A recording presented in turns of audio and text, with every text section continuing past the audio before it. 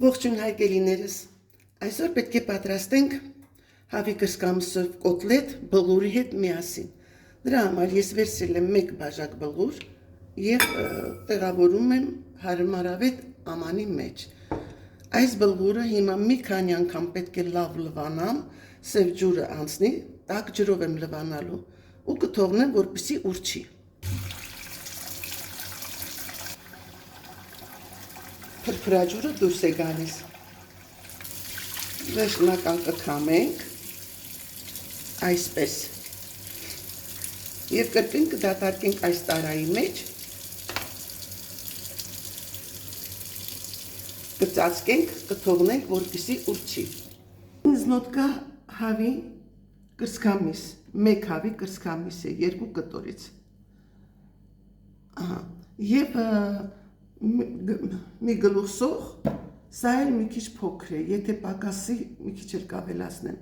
Ինչ եմ անում, ես հիմա պետք է մանրացնեմ կրսկամիսն եւ սոխը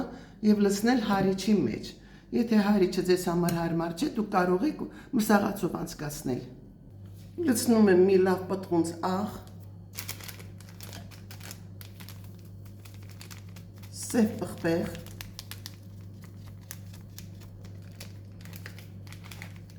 կարմիր կծու պղպեղ։ Ահա միսը հարեցի հարիչով, բլուրն էլ լավ ուրչել է, կրկնակի է դարձել, այսպես, մեկ լավ գտալ, երևի 2 գտալ էստեղ, խառնում եմ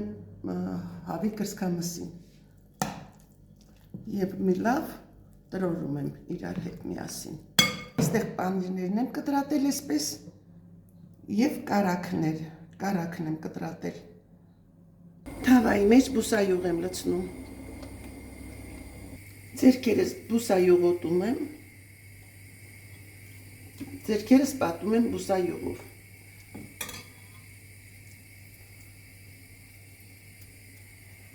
Տեղադրում եմ կարագ,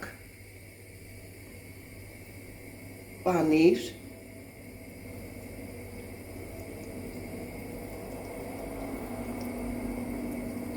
և իրար վրա եմ բերում։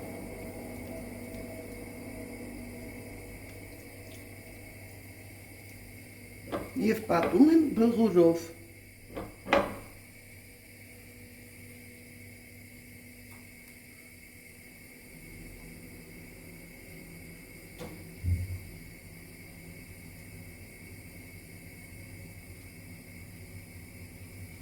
Եվ անմիջապես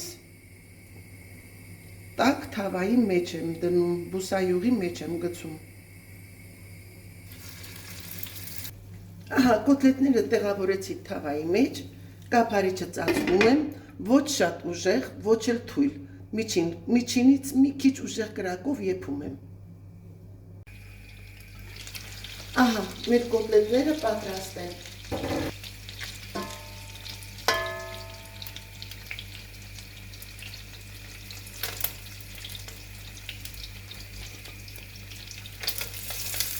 Իսկ հիմա այս նույն յուղի մեջ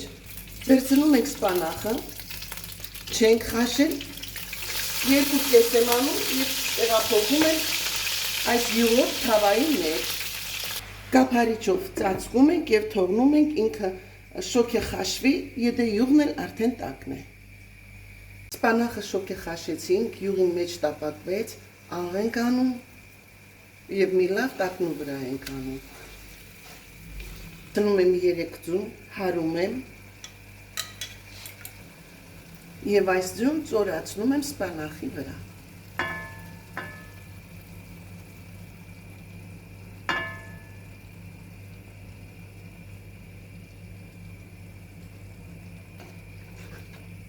Մեկ հատ խառնում եմ,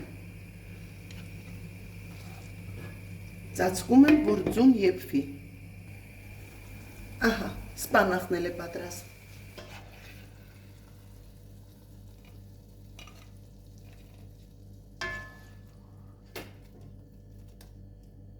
Ահա, հարգելիներս, պատրաստ է, մատուցում ենք այսպես։ Իսկ կոտլետները կիսենք, տեսնենք ինչպեսին է։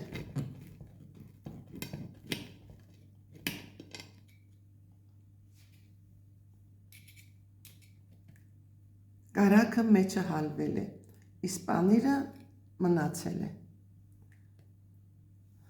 Վստահեցնում եմ, որ շատ համեղ է։ Փորձեք, պատրաստեք և թող անուշ լինի։